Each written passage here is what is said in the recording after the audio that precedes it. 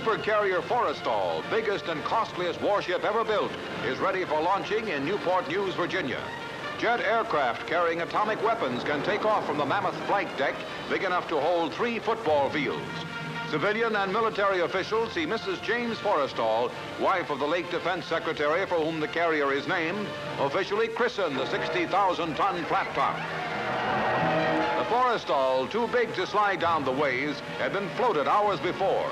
Now tugs push the warship toward another pier, where it will be outfitted for commissioning late next year. Built at a cost of $200 million, the FORRESTAL is the most powerful naval weapon in the world.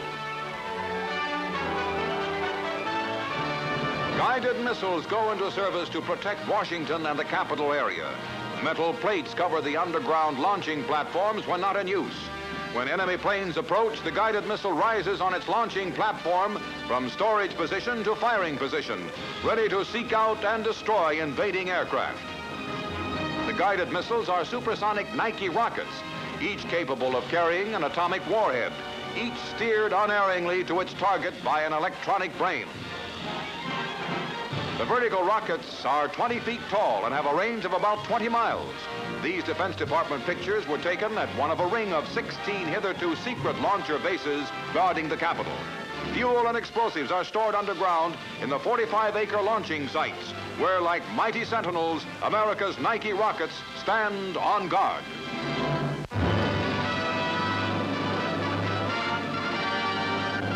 In New York, the Overseas Press Club dedicates a memorial press center, and here's speeches by club officials and President Eisenhower from Washington.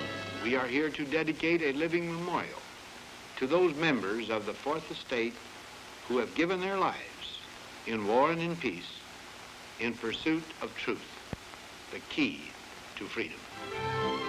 New York Governor-elect Harriman unveils a mural in the library of the building, a fully equipped news center.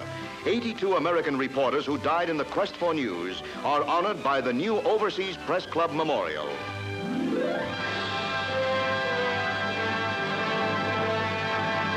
Visiting his new farm home in Gettysburg, Pennsylvania, President Eisenhower is both behind and before the cameras.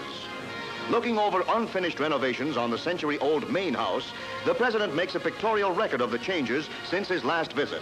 Nearing completion, the farm should be ready for occupancy next spring by the nation's #1 gentleman farmer.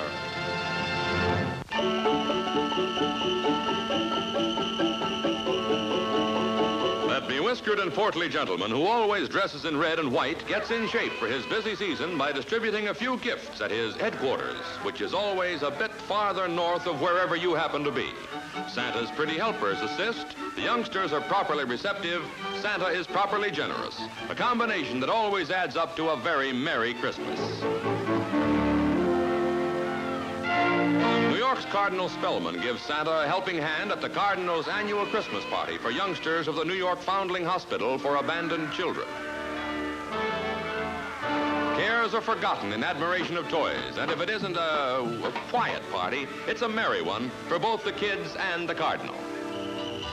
1,000 orphans and underprivileged children go on a shopping spree in a New York department store. It starts, naturally, with a visit to Santa Claus. Then each shopper is equipped with a $5 bill and very special attention from the sales ladies. 100,000 American youngsters receive similar Christmas tours provided by the Young Men's Board of Trade. Every toy is investigated, evaluated, demonstrated, and appreciated. And off go the shoppers carrying their Christmas dreams.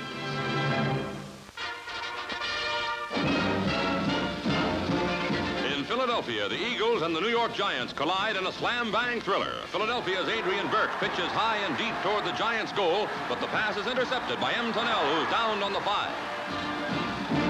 New York's Bobby Clatterbuck fading into his end zone, his hip fumbles, and the Eagles' Norm Willie recovers for a TD. The 29,000 fans see Clatterbuck try to get the touchdown back with a tremendous 50-yard pass.